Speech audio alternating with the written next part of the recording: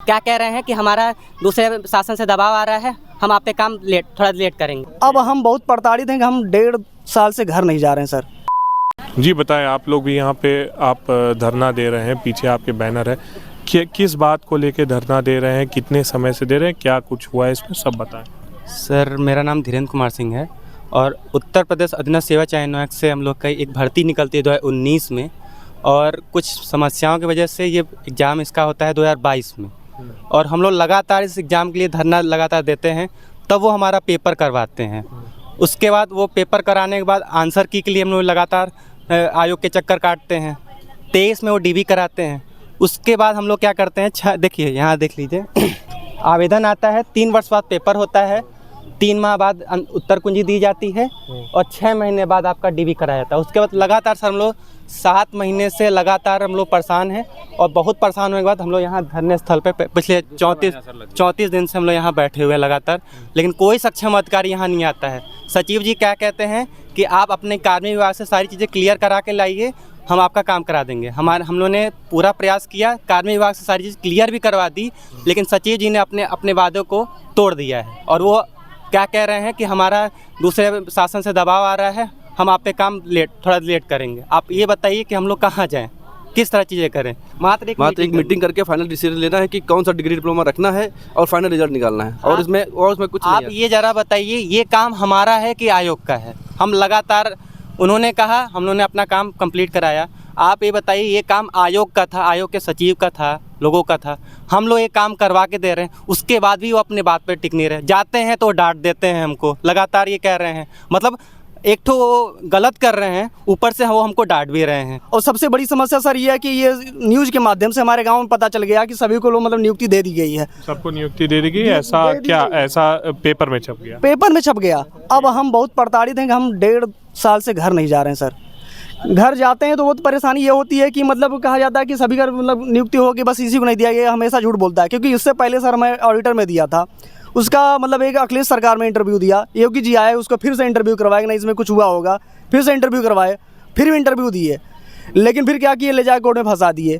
अब इस पर 4.5 साल हो गया है, वैकेंसी लेट होती जा रही है, और लेट होने के ये हो जा रहा है कि सर वैकेंसी वापस की जा रही है। पहले 904 पोस्ट थी, 8 पोस्ट को वापस करके 896 पोस्ट कर दिया गया है। रही बात नेताओं से मिलने की, तो माननीय ब्रजेश पाठक जिसे हम लोग 4 या 6 बार मिल चुके हैं।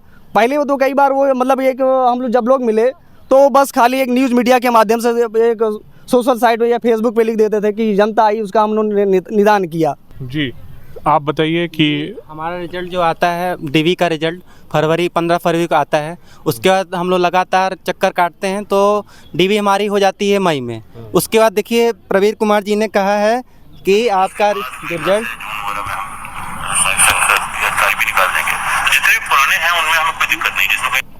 ये क्या कहते हैं सचिव जी कि आपकी हम दिवाली मनवा देंगे। उसके बाद एक दिवाली जाती है, फिर कह रहते हैं आपकी होली मनवा देंगे, फिर वो कहते हैं आपकी दिवाली मनवा देंगे। वो ये क्लियर ही नहीं कर पाते हैं कि कौन सी दिवाली मनवाए। ऐसी 2 दिवाली जा चुकी है, ऐसी 2 होली जा चुकी है, और आज के समय आपको पता है कि सरकारी नौकरी पाना कितना भगवान से मिलने के बराबर है। लगातार हम लोग परेशान हैं। आप बताएं, आप भी, आपकी भी काफ़ी। जी हाँ, मैं पंकज वर्मा हूँ, मैं इटावा से। आपकी भी उम्र? जी हाँ, मैं 37 साल का हो चुका हूँ, और बस यही है कि सचिव साहब से, हालांकि ये जो नए सचिव साहब आए थे, इन्होंने काफ़ी योगदान दिया है। पुरानी भर्ती बहुत अच्छा काम कर रही है, मैं इनका बहुत ही आभार व्यक्त करता हूँ कि इन्होंने पुरानी भर्ती जिस तेज़ी से काम किया है उतना अभी तक कोई नहीं कर पाया। बस यही इनसे एक और प्रार्थना है कि हमारी जो ये एसओ भर्ती है इसको भी जल्द से जल्द पूरी कर दें, तो ये बड़ी मेहरबानी होगी सर। अच्छा, और लोगों के पास भी बढ़ेंगे। लेकिन आप लोग की देखी जा रही है संख्या की अगर बात करें तो कह रहे हैं 2248 लोगों ने ये परीक्षा दी है, लेकिन संख्या यहाँ पर जितने लोग बैठे हुए हैं काफ़ी कम दिख रही है। इसका कारण क्या है? सर मूल कारण ये है कि वो लोग काफ़ी एज बढ़ गई है, और कई लोग प्राइवेट सेक्टर में चले गए हैं।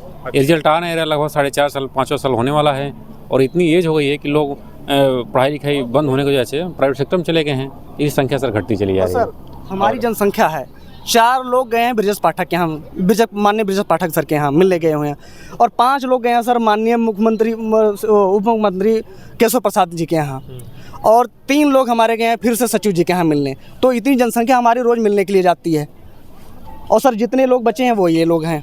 तो हमारी जनसंख्या जितनी है, जो प्रताड़ित ज़्यादा हैं वो यहाँ हैं, बाकी लोग सर आते हैं समय पे, उनकी घर की समस्याएं हैं। जी, तो जैसा आपने सुना ये अपनी मांगों को लेकर, मैं आपको पोस्टर दिखा रहा हूँ। सबसे पहले तो ये जो बैनर है उत्तर प्रदेश अधीनस्थ सेवा चयन आयोग लखनऊ UP SSSC, और देखिए सहायक सांख्यिकी और शोध अधिकारी SO और ARO की अंतिम परिणाम घोषित करें, इसकी मांग को लेकर ये जो लोग हैं ये यहाँ पर ये परीक्षार्थी थे और ये अभी भी यहाँ पर अपनी मांगों को लेकर बैठे हुए हैं। इन्होंने आपको बताया कि किस तरीके से 2022 में इन्होंने एग्ज़ाम दिया था।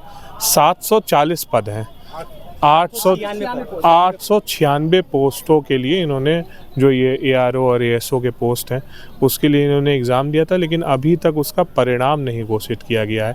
और इनका कहना ये भी है कि अब घर वाले भी हमको कह रहे हैं कि तुम झूठ बोल रहे हो, तुम्हारी नियुक्ति हो नहीं रही है, फिर भी तुम बैठे हो। उम्र भी बीत रही है, काफ़ी कुछ इन्होंने आपके सामने अपनी चीज़ें रखी हैं और ये चाहते हैं, बस इनकी इतनी मांग है कि जो ASO ARO की जो अंतिम परिणाम थे उसको घोषित कर दे, ताकि ये पता तो चल सके कि ये नियुक्त हुए हैं कि नहीं हुए हैं। सबसे ज़रूरी तो और सबसे प्रमुख बात यह है, उसके बाद बाकी चीज़ें आती हैं। रिपोर्ट अमन श्रीवास्तव, भारत एक सोच, लखनऊ।